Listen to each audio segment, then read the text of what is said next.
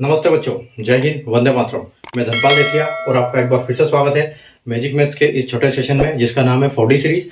4D यानी कि daily dose bye Dhanpal देथिया, एक ऐसी सीरीज जिसमें एक इंपॉर्टेंट क्वेश्चन का डोज दोपहर के 12 बजे मैजिक मैथ्स ट्रिक्स के यूट्यूब चैनल पर आपको मिलता है। ऐसे क्वेश्चन जो बार बार एग्जाम्स में रिपीट होते हैं, एग्जाम्स में आते हैं, हर एग्जाम्स में इस टाइप के क्वेश्चन पूछे जाते हैं।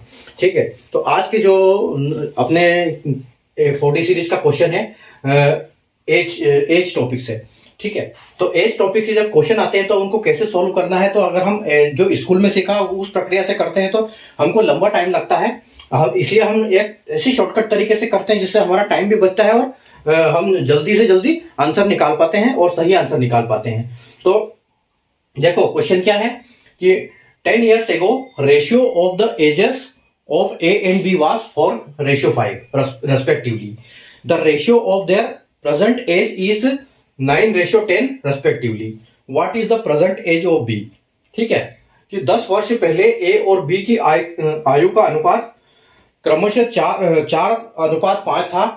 उनकी वर्तमान आयु का अनुपात क्रमशः 5:10 है।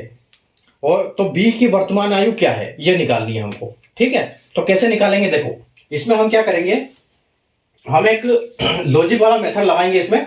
इसके ऊपर देखो, यहां पर हमसे पूछा गया है कि ए और बी, ठीक है, ए और बी का रेशियो इन्होंने दिया है। तो सबसे पहले हम क्या करेंगे, सबसे पहले हम उनका रेशियो डालेंगे क्यों, जो पहले वाला।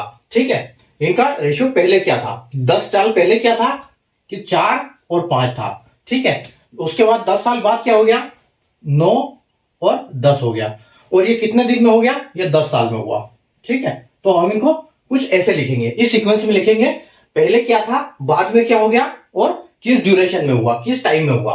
तो और इसका हाँ देखो, इसका मल्टीप्लाई इसके साथ, इसका इसके साथ, और इसका इसके साथ, और इसका इसके साथ मल्टीप्लाई करेंगे हम। तो देखो पहले हम क्या करते हैं कि 4 into 10 कितना होता है, 40, और 9 पंजे 45 होता है। इसमें डिफरेंस निकालेंगे, कितना हो जाएगा, 45 - 40। तो कितना डिफरेंस हो गया इसमें 5 मिल गया। ठीक है, उसके बाद आप देखो दूसरा देखो, 9 into 10 कितना हो गया, 90, और 10 into 10 हो गया 100। तो यहां हम क्या करेंगे, 100 में से 100 - 90। ठीक है, तो इसका डिफरेंस निकाल देंगे। तो इसका डिफरेंस कितना है, 10। मतलब हमारी जो 5 की वैल्यू है क्या है, 10। अगर 5 की वैल्यू 10 है तो 1 की वैल्यू कितनी है, 2। 1 की वैल्यू 2 है, तो हमको यहां पर पता चल जाता है कि अगर 1 की वैल्यू 2 है तो हमसे पूछा क्या है, हमसे पूछा है कि प्रेजेंट एज ऑफ बी की वर्तमान आयु क्या है। तो ये देखो, बी की वर्तमान आयु जो है उसमें रेशियो में दी हुई वो क्या है, ये पहले थी 10 साल पहले, और ये अभी की वर्तमान आयु है। ठीक है, तो हम क्या करेंगे, इस 2 का मल्टीप्लाई 10 के साथ करेंगे। ठीक है, तो हमारा आंसर क्या आएगा, हमारा आंसर आ जाएगा 20।